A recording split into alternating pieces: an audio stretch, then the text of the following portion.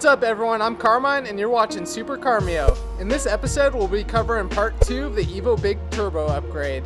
We're going to be prepping the turbo, installing it, and testing it out. If you haven't seen part 1 where we removed the stock turbo, I'll link it below. Alright, what are we waiting for? Let's go! So here's the FP71 HTA. Like I said in my intro video, it's basically an Evo 9 turbine with a bigger compressor housing and wheel. So the first thing I want to do is just clean everything up. I'm going to clean up the maiden surfaces.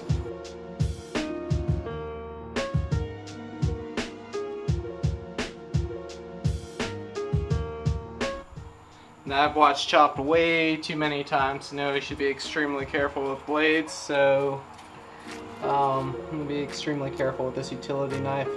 But you basically want to get any remaining gaskets off. This is the oil drain right here that I'm picking off. Now, isn't that just one of the prettiest things you've ever seen? Alright, let's get back to work. Next, I'm going to get the J-pipe on. The J-pipe basically connects the outlet of the turbo with the rest of the intercooler piping. So I have this nice little bag of gaskets and goodies from FP. Anytime you're doing a new turbo install, you just always replace the gaskets. So in case you have the Evo 8 and you have the J-pipe from that and you want to reuse it, you're thinking you could get away with that. Well, you can't, unfortunately. You do need a Evo 9 J-pipe. And when you put the gasket on, you're going to want to have this little tab face outward towards the compressor. So facing straight where the intake is going, and then this vacuum nipple on the J-pipe facing towards there too.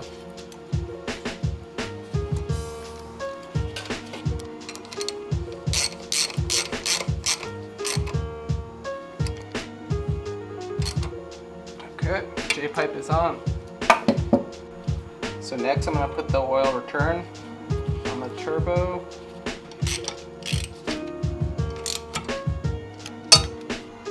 So if you have a keen eye, you'll notice that there is one thing currently missing from the turbo, and that is a wastegate actuator. So if you'll see, this is the flap right here, and there's nothing that's controlling it. I have an upgraded wastegate actuator. This one's made by Turbo Smart, and it's a 18 psi actuator. So just bolts right here, and then you'll connect this tab to this rod right here, and then secure it. So let's do that real quick. Now we're just going to slide this safety pin right through this hole. And the very last thing I'm going to do is just attach this soft line back to this coolant hard line right here. Alright, with everything ready to go, we're just going to drop the turbo O2 housing down into the downpipe.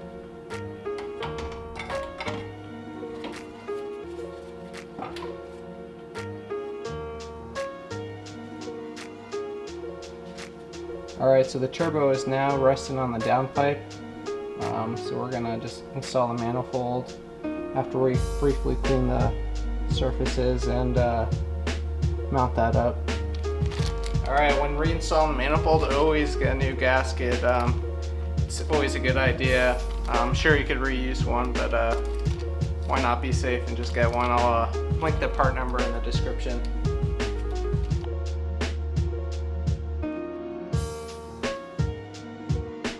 Now before you put that manifold on, you do want to put a gasket in between the manifold and the turbo. Do not forget this piece. I'll also link the part number for this. Here comes the manifold.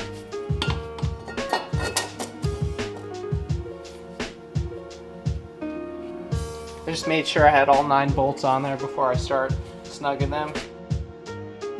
Let's go from the inside out.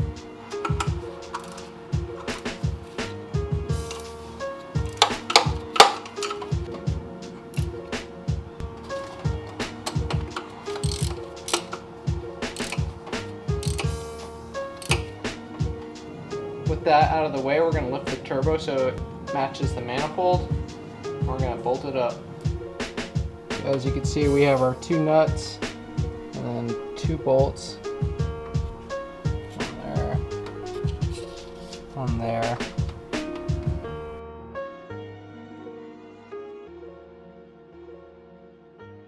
Alright, next we're going to connect the oil feed back to the head.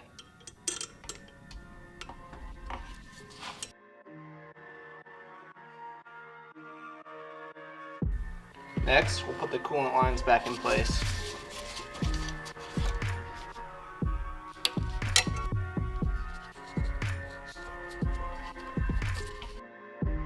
Next, we're going to hook up the vacuum lines back to the wastegate actuator and the compressor housing of the turbo.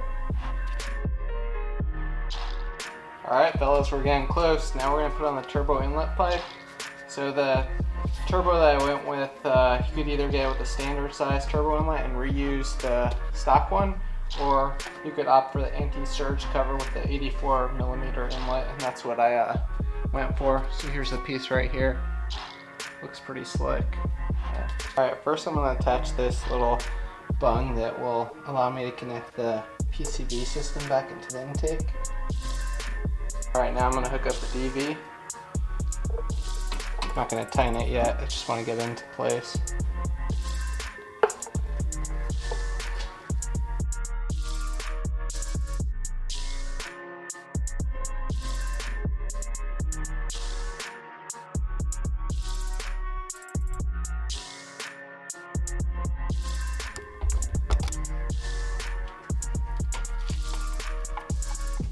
Alright, let's get the upper radiator pipe back on, as well as the vacuum line to the diverter valve.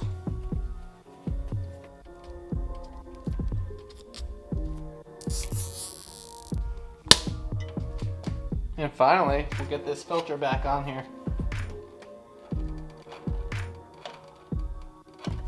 Alright guys, we're almost through with this. How about we take a little bit of a break, get something to drink, and then get back out here and jack the car and work from the bottom. Alright, let's do this. Alright, let's get this car in the air.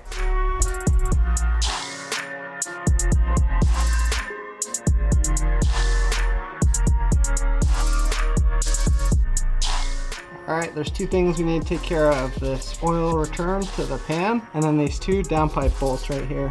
They connect the downpipe to the O2 housing. Alright, let's take care of that real quick.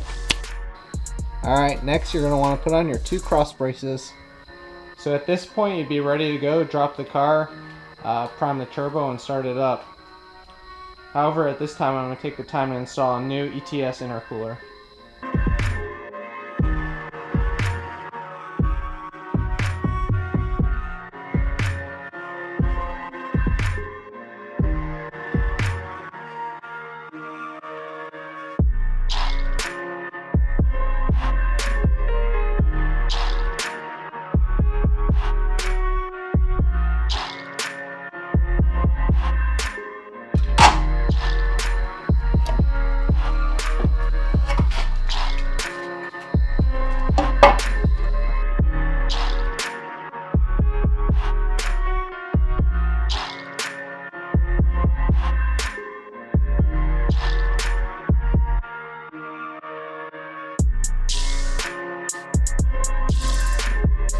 Sadly, I was not able to retain the power brace, but this intercooler should fill out the bumper nicely and obviously perform better, so I'm happy, I guess.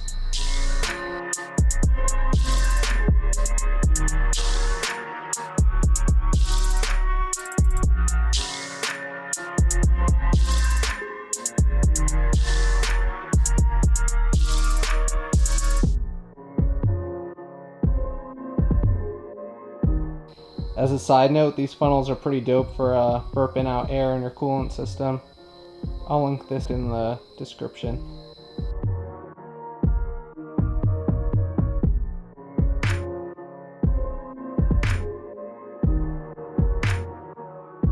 Alright, next we're going to disconnect this sensor right here. It's a triangle shaped connector. This is going to prevent the car from starting. That way we could prime the turbo by circulating oil through it.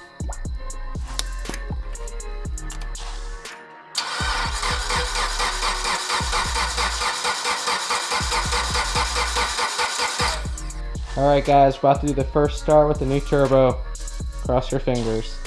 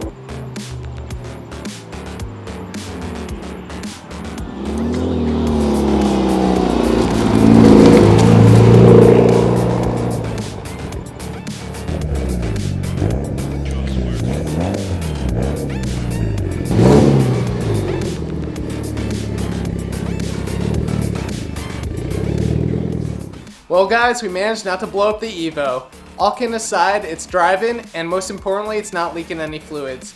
As with any turbo upgrade, you're going to want to keep an eye on your fluids for the next few weeks or so, just to make sure everything's good to go. Stay tuned for the Evo Big Turbo finale, where we throw in some new fuel injectors, strap it to a dyno, and tune it. If you enjoy these types of videos, drop a comment, a like, and subscribe. Thanks for watching. Peace out. Doing drugs.